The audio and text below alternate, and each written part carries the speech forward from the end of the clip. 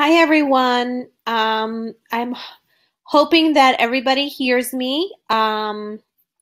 This is Erica. Welcome back to our last of the 6 series that I had done for you.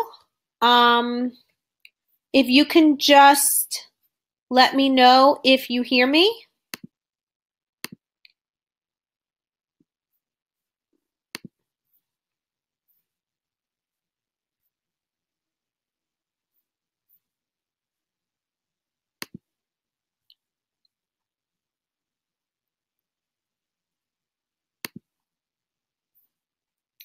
Can everybody hear me and see the PowerPoint? If you could just log in and just let me know.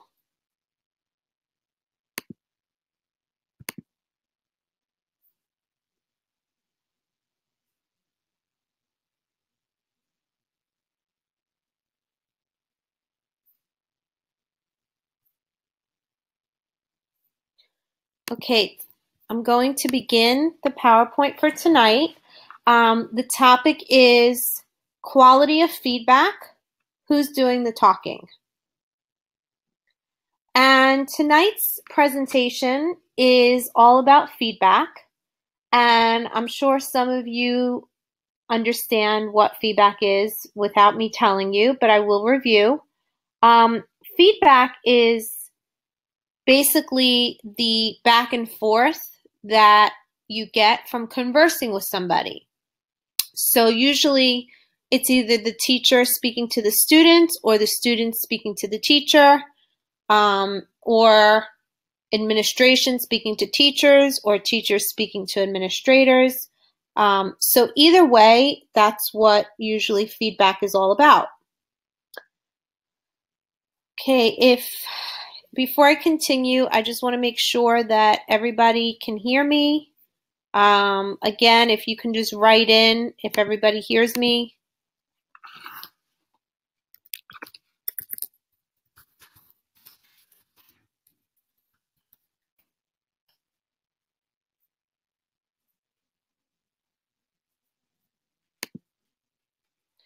Okay, so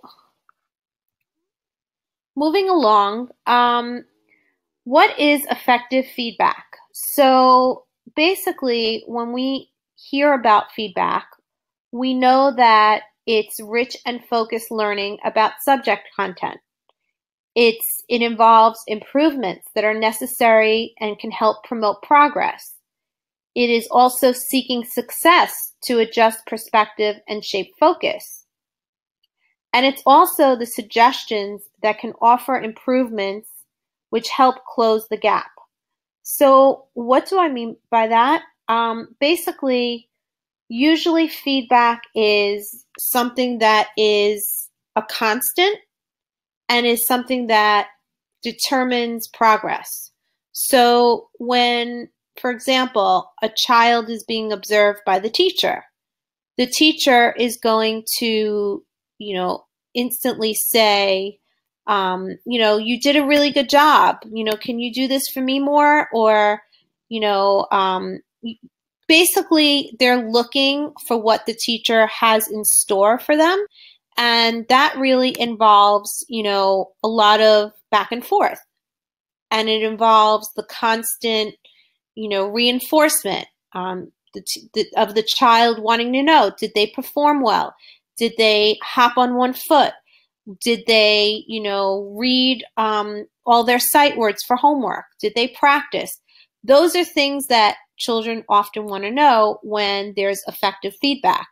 They also want to know if they're able to be successful.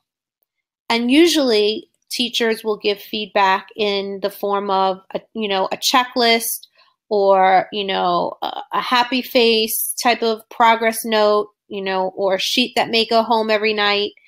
But those are basically what effective feedback looks like. When is feedback effective? Well, it's usually effective when it's initiated by the student in conjunction with themselves and or peer assessment. So basically, when the student is the one that's actually asking for the feedback or seeking the feedback, it's usually initiated by them. We know that that is effective. Teachers gauge when feedback is needed to promote learning. After a lesson that a teacher conducts with their students, they're going to want to know, was this lesson successful? Did it come across to all my students in a way that, met the objectives? Did it, allow the children to, build on their schema? Did it allow the children to have the ability to scaffold within the learning piece? So those are all things that teachers can gauge when feedback is promoting learning. Teachers use the kind of feedback prompt that best meets the needs of the students at the level of support they need. So what I mean by that is, usually teachers will offer a prompt like, a thumb up, or, they'll even make a comment. Those are the support levels that students are often seeking. Teachers provide strategies to help the student to improve.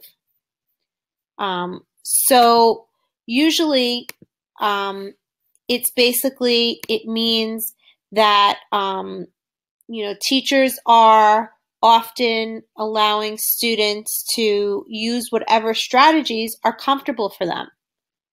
Teachers also allow time for, and students can independently act on feedback to improve their learning.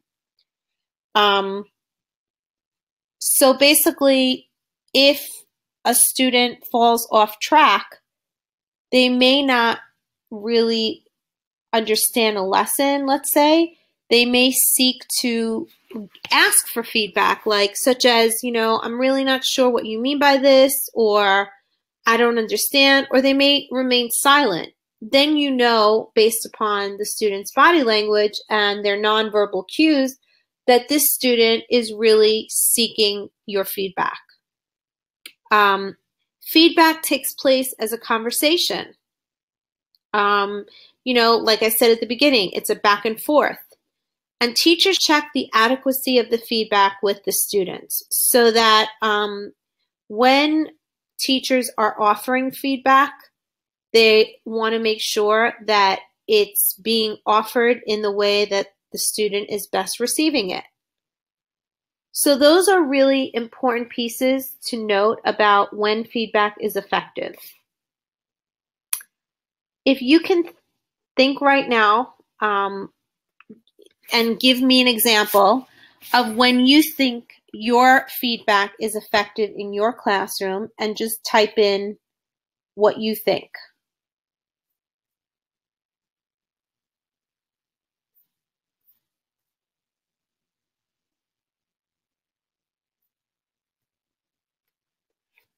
I'll just wait for a minute while you do that.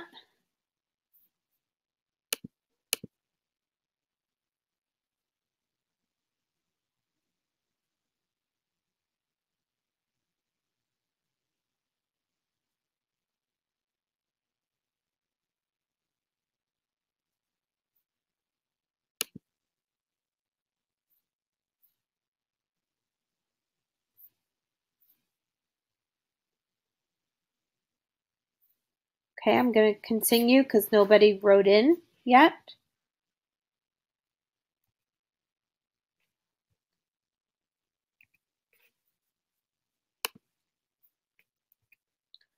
Okay, when you are considering feedback, you need to make sure that the student feedback is parallel to the teacher's feedback. And what I mean by that is, oftentimes a student is going to be asking very differently what a teacher would normally expect, and vice versa. A teacher may ask for different things from what a student is seeking. So it's important to note the differences and the parallel, opposite sides of where each is at. So for a student, feedback might look like. Student feedback is when another student gives honest and objective ideas about their partner's work. Positive feedback allows you to be encouraging and supportive while specifically telling your partner how they did a good job. Needs to improve feedback allows you to ask or tell your partner how they can make it better. And asking questions allows you to ask a question about anything you are curious about after reading another student's work. So basically, when we think about student feedback, we're thinking about the ability to give, whether it be another student feedback or whether it be, a teacher, and how we feel about what we're doing and how we are actually doing with our work. Those are the essence, basic needs of a student when it comes to feedback. But for a teacher that offers feedback, it's going to look very different. Oh, Nadi's saying she can hear me, but she has trouble responding. Oh, I'm not sure why. Maybe that has to do with on your end. Not really sure why.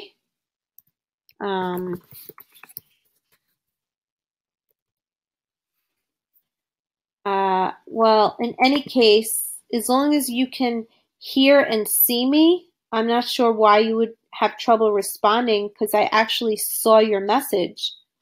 Well, in any ways, let me continue with teacher feedback. So in order to be able to think about what a teacher wants as feedback, we can look at the 7 principles of good feedback. So according to a teacher, they have 7 principles of good feedback. First being, they have to clarify what good performance is. And often that comes with a score or a comment or a gesture, or it could even be like body cues, like a thumbs up, or it could be a high five. The next thing is teacher feedback facilitates the development of self-assessment. So it's one thing for a teacher to offer feedback, but it's also another when it actually prompts the student to have their own self-assessment. Teacher feedback also delivers high-quality information to students about their learning. So much so that it's important for students to feel like whatever they're doing is something that they're actually doing by earning.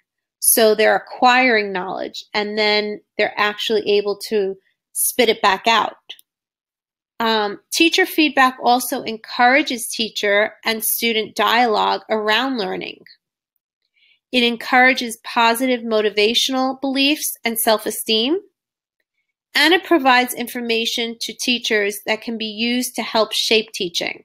So all of these parts of feedback are really important, because when we think about teachers being able to stand in front of a room, we're not just thinking of a teacher spitting out information, but we're actually expecting that a teacher reaches these 7 principles in the format in which they're actually educating students. So I'm just wondering, can you think of any way in which you would add to the feedback, whether it be from students or whether it be for teachers? How can you add to these lists? Go ahead and type in an answer right now, and I'll give you a couple of minutes.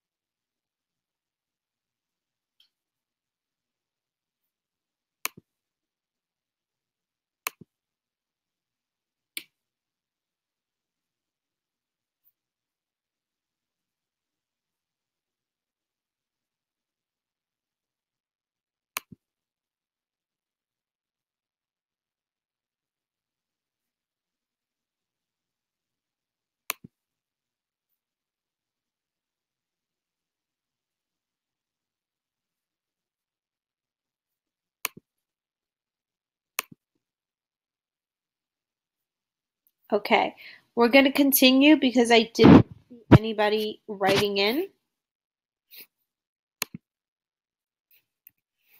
How does the student feedback correlate with creating a community of learners? So several weeks ago, we actually talked about community of learners, and we talked about how, parents and community is so important in the involvement of students. Well, so is student feedback because it allows the culture of students to be heard. It actually invites a voice into the classroom, and it invites more than that. It invites the identity behind the voice. And that's a really important factor because when we think about student feedback, we want to make sure that our children are being heard. So, how does it correlate with creating a community of learners? Well, first of all, it makes time for student interactions, which will help develop their thought process and social skills in a supportive and non-judgmental environment. So it allows the student to feel comfortable and to get acclimated within their social environment. And that can only be done, as you know, from student to student. That's a really important factor. Another way is that family similarities are compared with their classmates.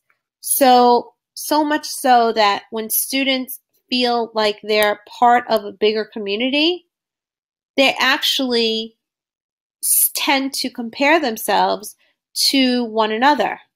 They ask them, well, what do you do at home? And what do you like to, to go on your free time? And what do you celebrate this holiday? Do you go to this store? And they start becoming more acquainted with one another. Working in a group setting requires complex relationships. So if the students feel like they're part of a greater community of learners, then that in itself is feedback right there. They have the ability to actually join forces with one another. How do you offer feedback in your class? So I want you to think about that for a minute, and instead of actually rushing to answer the question, I want you to really think, how can one offer feedback in their class? Naturally you would say, well, I raise my hand, I contribute to discussions, I bring in things from my classroom, and if it was a teacher, there's plenty of ways you can demonstrate feedback. You can actually call out some great behavior that you see a child is doing. You can, really go far with this. But in this particular slide, the answer that I'm looking for is, how do you provide feedback to your students about their learning? Which of those things you listed actually help students improve their learning? What goals are evaluative and descriptive? What goals and expectations are appropriate to share with students? So I want you to go ahead and think about that because they all kind of interrelate with one another, all these questions. And I want you to think and write down at least 2 ways in which you offer feedback in your class. So I'm going to give you a couple of minutes to do that.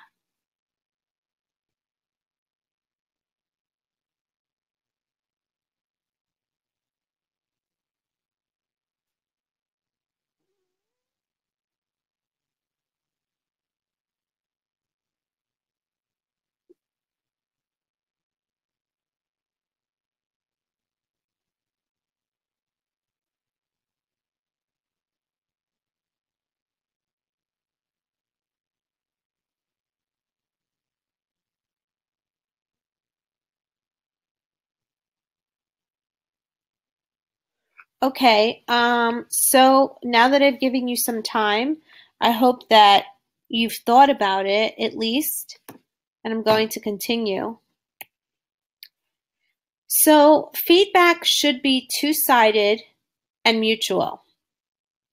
So basically, when I say two-sided and mutual, I'm saying it from both ends, from teacher to student, and in which it means teacher should make sure student understands the teacher's corrections and desires and should verbally repeat back the teacher's requests.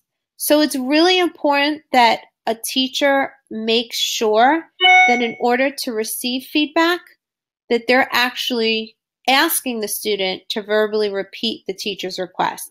Because sometimes when we speak and we give feedback, we're really not sure that the person is really comprehending what we say. It's assumed that they do, but we really don't know for sure. And it's really important that we ask them to repeat it back. From a teacher to student, though, students should feel free to ask the teacher how he or she wants something done and feel like it is fine to ask more than once. So it's really important that a student feels like just because they may not understand it, they're still allowed to ask for feedback, and they're still allowed to tell the teacher, hey, I really just don't understand. Can you, run it by me? Can you make sure I understand it? Can you explain it again? And there's nothing wrong with doing that. I don't know if anybody is having trouble hearing me, but if you are, please write in. Okay, I'm going to continue. So again, you have teacher versus student. And in order to understand a teacher's point of view versus a student's point of view, we have to make sure that we understand that we are on totally different opposite ends of the spectrum. What the teacher expects from the student is always going to be greater than what the student expects from the teacher. But I can't be absolute, because there are situations where a student does expect a lot more from the teacher. But in this particular slide, teachers should have 3 positive things to say to a student with 1 improvement area comment. So it's really important that if you have anything negative to comment on, you at least make sure to say 3 positive things. And this is something that we always tell our teachers and in training. Even when you meet with a parent, you never start with a negative. You always want to put your best foot forward. You want to always have a positive in store. Teachers should ask as many times as they need for further clarification. Just like we said in the last slide, it's not assumed that students understand the first time around, and students should be expected to ask questions. We want to promote them to ask as many questions as they need to. Teachers should inform students how they would like improvements to be made and what the positive details are that accentuate their work, how they can do more of the same. So, for example, let's say Johnny is, cleaning up and center time is over. If we see that Johnny is not he's putting the blocks in with the manipulatives, and he's not understanding that there's a special category where each goes, we need to make sure that Johnny understands what he's doing, and we need to point it out as positive as possible. Because if we don't do that, then the feedback that Johnny is getting is not one that's going to allow him to continue feeling positive about himself. And it's actually going to make the situation worse, where he's going to start feeling like he failed. He failed the teacher. He failed himself. And oftentimes that's what happens, is that a child really takes to heart what a teacher actually says. So it's really important that you give feedback as positively as you can.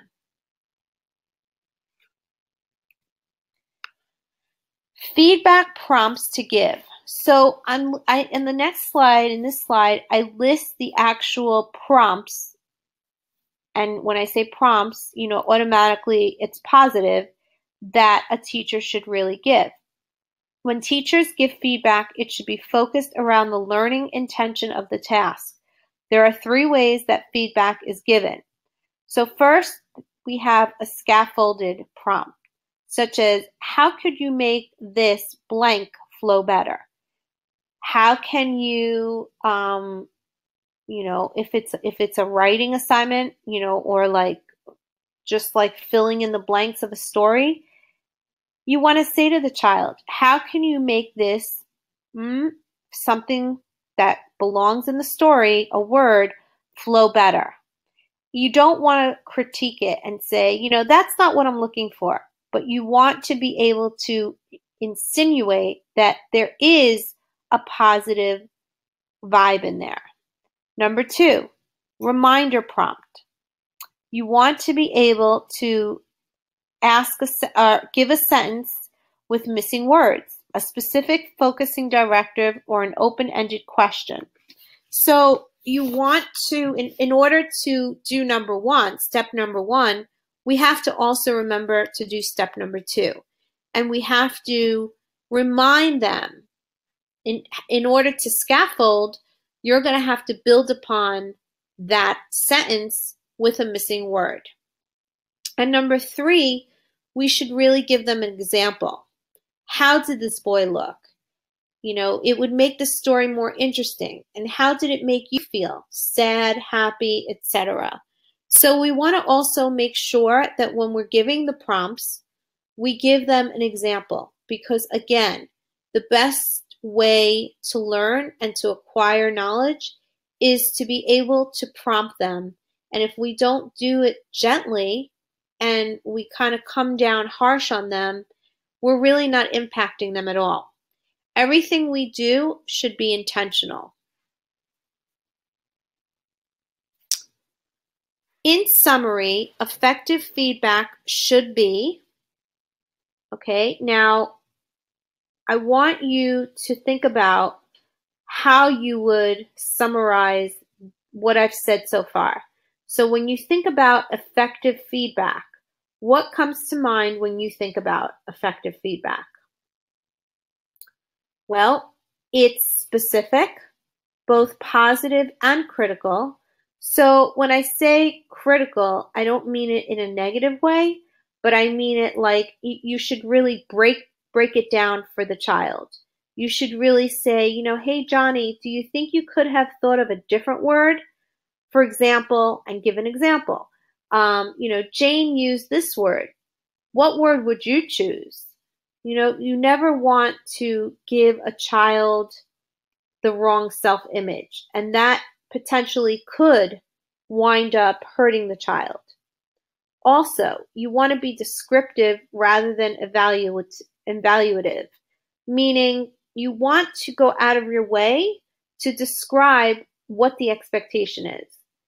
And in order to be descriptive, sometimes we have to be evaluative, but we shouldn't do it where it's just us being, rating the work.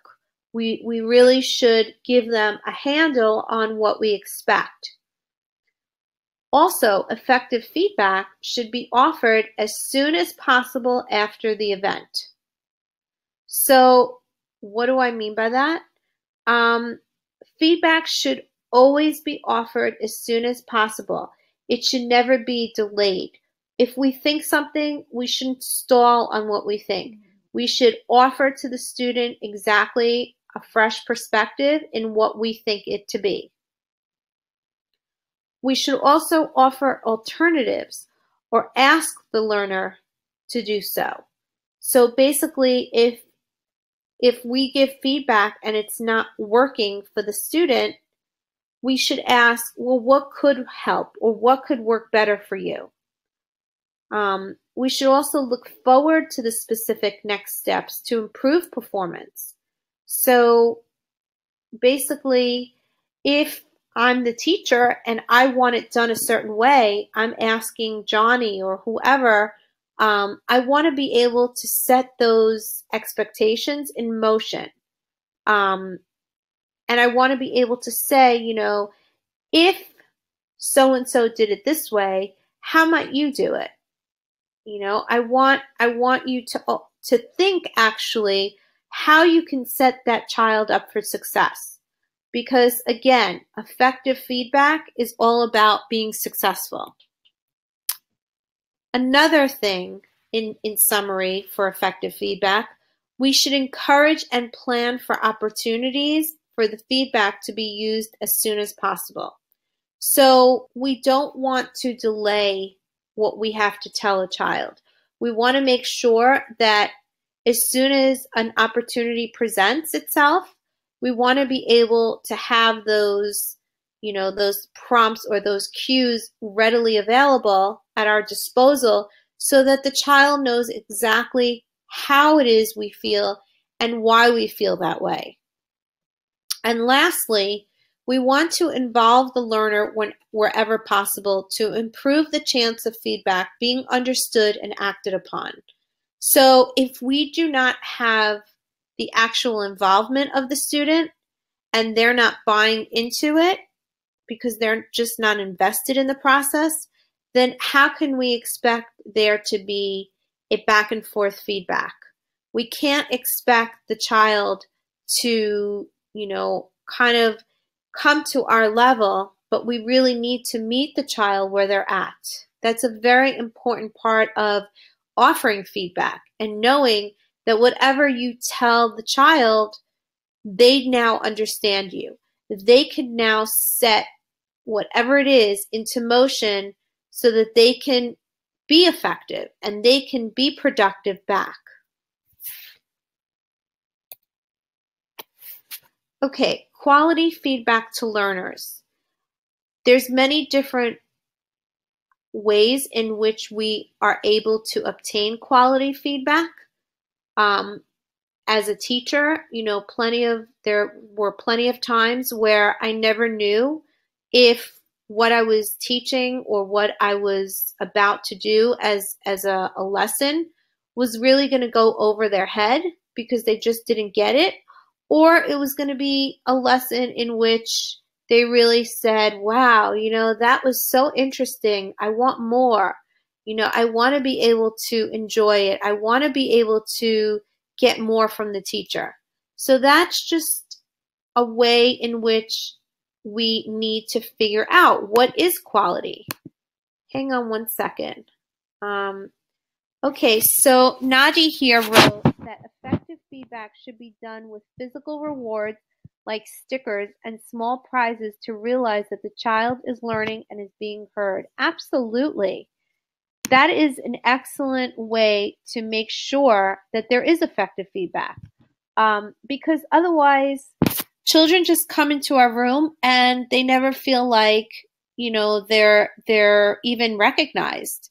We need to make sure, we need to go out of our way to make sure that children are being heard. Excellent point. So going back to quality feedback, in order to make sure that there is quality feedback, we need to focus on the learning intention of the task. So what I said earlier, all of the teaching that we do is intentional. Every time we give an assignment, every time we give a rule or a direction or a task to be carried out, we have to do it with meaning and with intention. And that goes hand in hand with feedback. Because if we don't have certain outcomes or expectations of our students, then we can't expect them to offer the feedback and be engaged in the learning process. Also, quality feedback occurs as the students are doing the learning. Now, how might that happen? I want you to take a minute and ask yourself, how does quality feedback happen as they're doing the learning? Like, is it instantaneous? Is it something that happens after the lesson is taught? What do you think? I want you to just write in right now before I continue on the next point.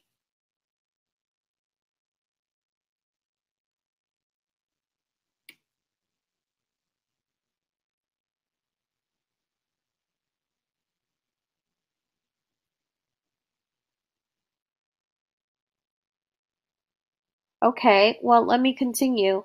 Um, Also, quality feedback provides strategies to help the students to improve. Um, I'm sorry, I think I skipped one. Quality feedback provides information on how and why the student understands and misunderstands, so that when we are offering our feedback, we want to also point out that the student actually can understand and they may not understand. So it gives the student an opportunity and a window for error and also for success. Quality feedback also provides strategies to help the student to improve, so that when they get feedback, they're either on the right path and they're feeling good about themselves, or they may need to improve in something and the teacher may say, well, can you do something different? Is there another answer? Does anybody else agree in that way? Nadi wrote in, strategies launched as open communication can help the child correct their mistake without feeling bad. Absolutely. Because it's really important that we never make a child feel bad. We never want to send a message to a child that they made a mistake, that they failed. Because like I said before, if they feel that way, then learning will never be productive on either end. It won't be productive to teach the child, and it certainly won't be productive for the child to feel like they're actually gaining something from what's being taught. So that's a really good point. Quality feedback also assists the student to understand the goals of learning. So if you are a teacher and you have certain objectives to meet in your lesson, it's really important that we're able to make sure that those goals are being met by the student. We never want to continue our lesson and feel like the students are just not getting it, or they're really like having a hard time grasping the concept. Because if that happens, then we know that, we need to tweak the lesson, or we need to modify parts of the lesson, or we just need to do something different and switch it up. And lastly, quality feedback shows improvement by comparing the student's progress with their own past performance. So I know when we used to do the class tool or teaching strategies gold, there was always an assessment in which you had to track the child's progress in, let's say they were able to attain a skill and, it was something that they may have learned. And then, a couple of weeks passed and you were able to reassess them. Did they get better? Did their skills improve? Were you able to hone in on the parts of the skills that, the student may have missed? And how did they progress? So it's really important that you are able to compare their progress. And that in itself is quality feedback, because you're able to give the student a point in which they can gauge their own progress. It's not so much about us as teachers figuring out how we can improve, but it's also about the student coming to a conclusion and a realization that they also have to track their own progress. That's a really important piece of this too. Okay, feedback in your school. What does it look like? So I want you now to take a few minutes and I want you to list the ways in which you provide feedback to students about their learning. Which of the feedback techniques actually help students improve their learning? which of them are evaluative and which are descriptive, and what sort of goals and expectations are appropriate to share with students. So go ahead and take a couple of minutes and, really think it through as far as how you feel you provide feedback to students in your classroom.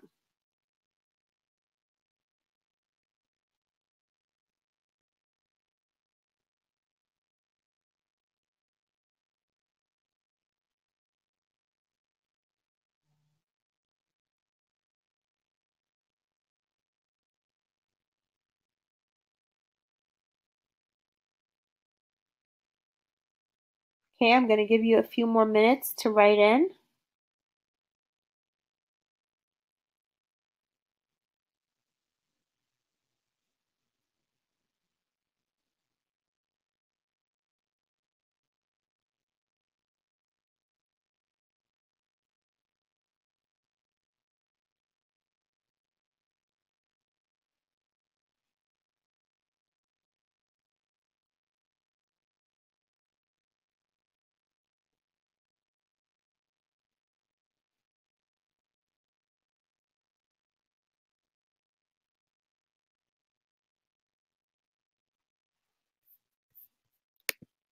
Give you a couple more minutes.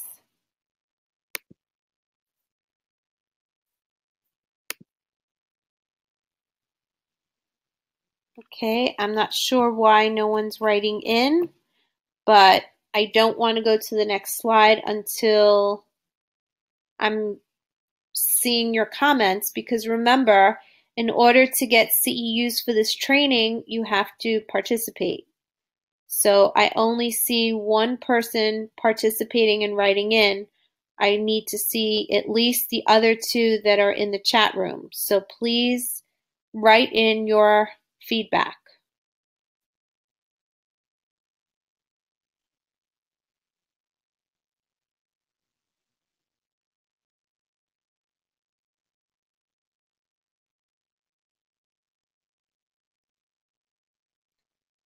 Okay, Nadi wrote, my goal is to be effective communicator.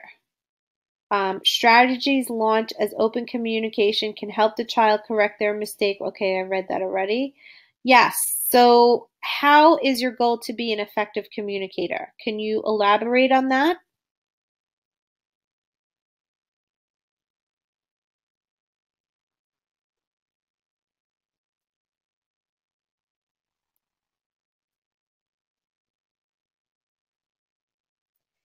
And while you're thinking about that, Nadi, I want you to also think, how are you able to justify feedback in improving your students' learning by being an effective communicator?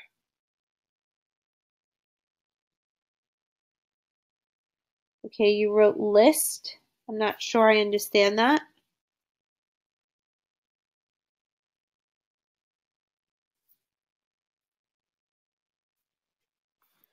Okay, as you are thinking, I'm going to continue. So feedback again is really about being able to list ways in which our expectations and our goals match what we want for our students. So it's really important that we have a good handle and a good grasp on what our students' weaknesses are and their strengths, because if you don't, we really can't improve their learning. Okay, so Nadi wrote, focusing on being receptive and constantly refocusing on learning objectives. Absolutely, I would agree with that. It's really important to hear what our students want from us, and that part of being receptive is actually very accurate. We need to engage our students, and we need to keep them on their toes. And we know when we're doing a good job of that. But I think it's also, like you said, Nadi, it's constantly refocusing on learning objectives. So it's constantly thinking to ourselves, could I have done this lesson different? what if I switch it up and do something different and offer the same lesson, but in a totally different way? Will that make a difference? Will, my objectives be met if I decided to, be more creative? We can't be less creative. Our goal is to really give our students a descriptive and evaluative way in which we're able to, meet them. So that's really good. Thank you for sharing, Nadi. Okay, so feedback targets. Here are two students, and I chose this little image because I really think it makes the most sense of what we are targeting when we think about feedback. So the boy on the left says, am I learning in the best way for me? What are my strengths and weaknesses? What can I remember and understand? Where do I have to focus my revision? What are my targets? Those are the questions that, because he's contemplating how he has been doing and he's been tracking his own progress, those are the thoughts that are going through our students' minds. The girl on the right is saying very similar things. How am I doing? What is really making me think? How will I know if my work is good? What do I need to do to improve? And how am I going to make this? So, it's definitely about our students analyzing what it is that they can or can't do, what it is that they can target in the way that they actually, synthesize the work. Is it something that they're able to reach in their abilities, or maybe it's just not? We have to be aware as educators in stopping and saying, if I flop on a lesson and I don't meet my objectives and I don't, offer my goal as far as like, if a student is able to tackle the work that I'm giving them, what is it about my lesson that I can do better, or I can actually go a step further and maybe, revise? Maybe it's not actually our students, maybe it's us. We have to take a step back and really delve into that as something that, is something very challenging for us as educators. But, just because we're teachers and we were trained doesn't mean that, it's going to be the best lesson there is out there. There's plenty of ways to, there's a saying, there's plenty ways to change a light bulb, meaning there's not just one way. There's many different ways. And if we open our mind and we expand ourselves, then we know that we can capture our students better. So that brings me to the end of this training. We do have 10 minutes left, and I think that we're going to go back because I'm not sure if everybody was able to hear the beginning of the training, because it seems like none of you wrote in. So I'm just going to go back for a minute or two and go back to these questions. And I really, really want you to think about your situation within your classroom. And I want to know, how do you offer feedback in your class? The questions that I posed were, how do you provide feedback to students about their learning? Which of those things you listed actually help students improve their learning? What goals are evaluative and descriptive? And what goals and expectations are appropriate to share with students? So I want you to go ahead and answer that question, and I'll give you a few minutes.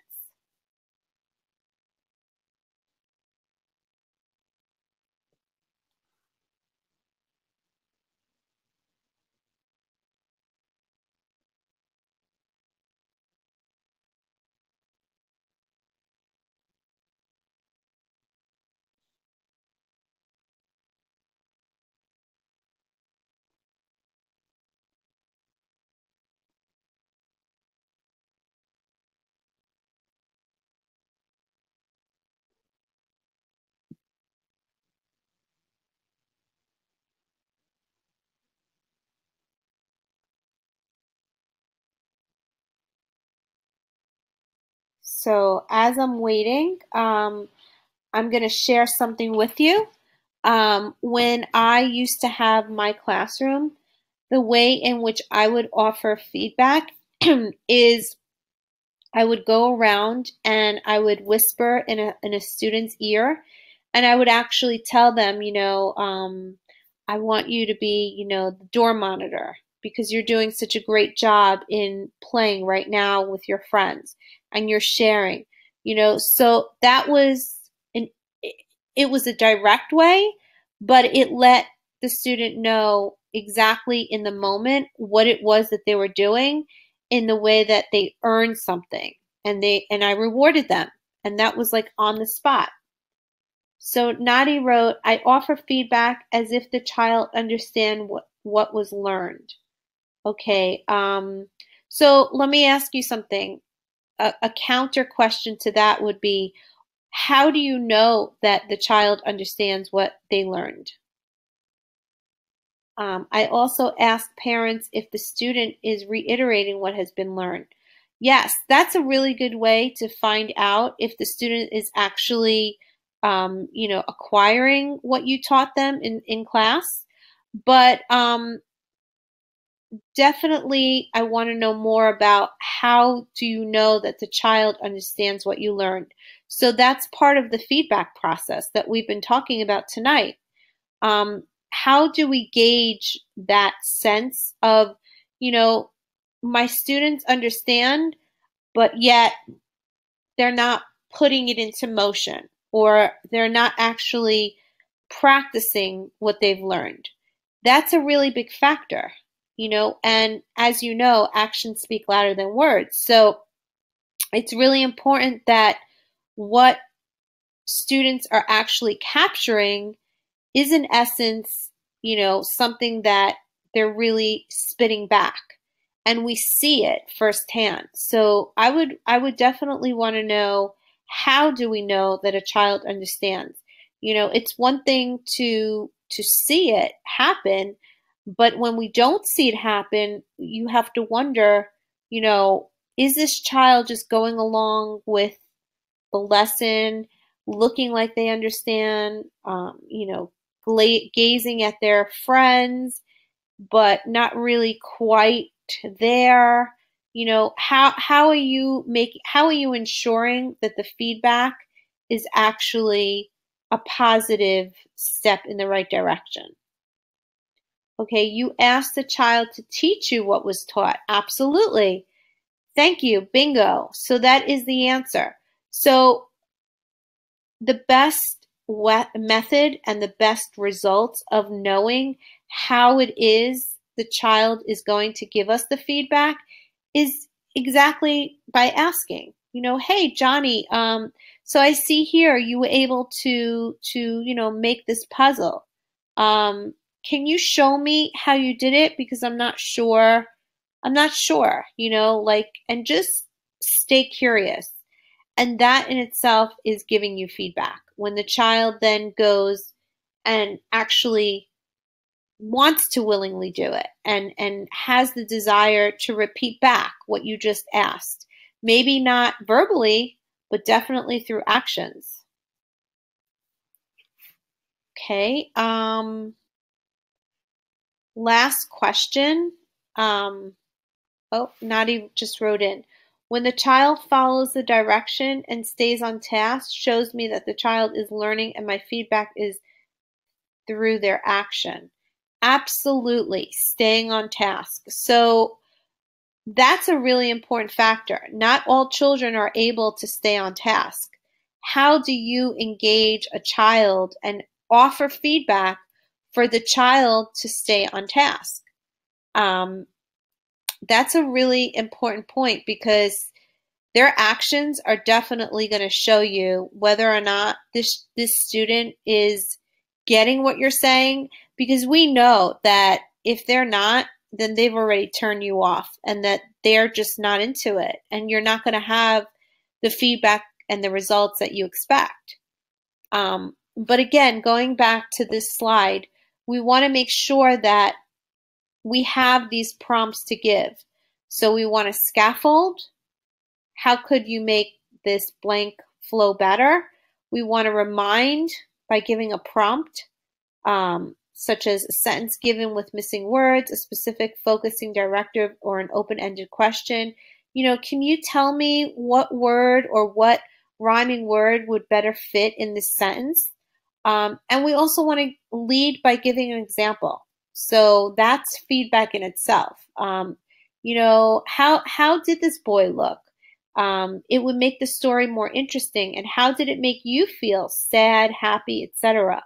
So we want to ask them to give us back an example, because when we involve them, as Nadi pointed out, that's the direct feedback. That is them showing us that they're on task, and it's us actually telling them, hey, you know what? You were paying attention, so the fact that you're answering me correctly, I'm going to tell you, you did a great job right now, and who can give us another example just like Johnny gave us? So you're reinforcing what the child just did, and you're making them feel really good in the moment. And they're going to want to work harder because you actually reinforce that.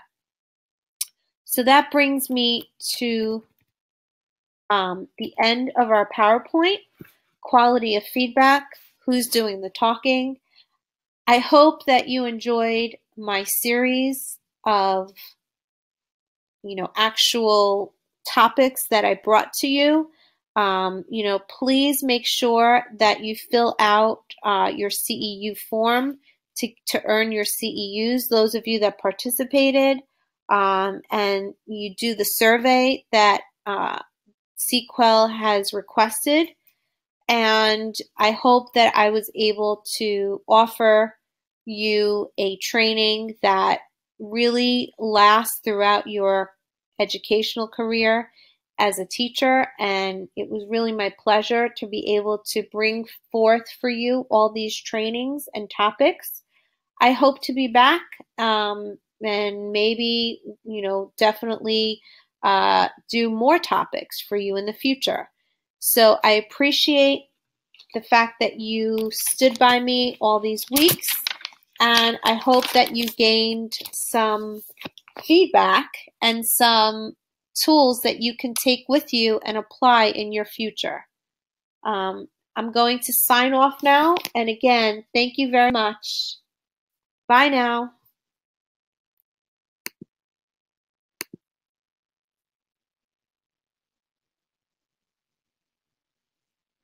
And thank you, Nadi, for telling me that. That's really great feedback. Thank you very much. Bye.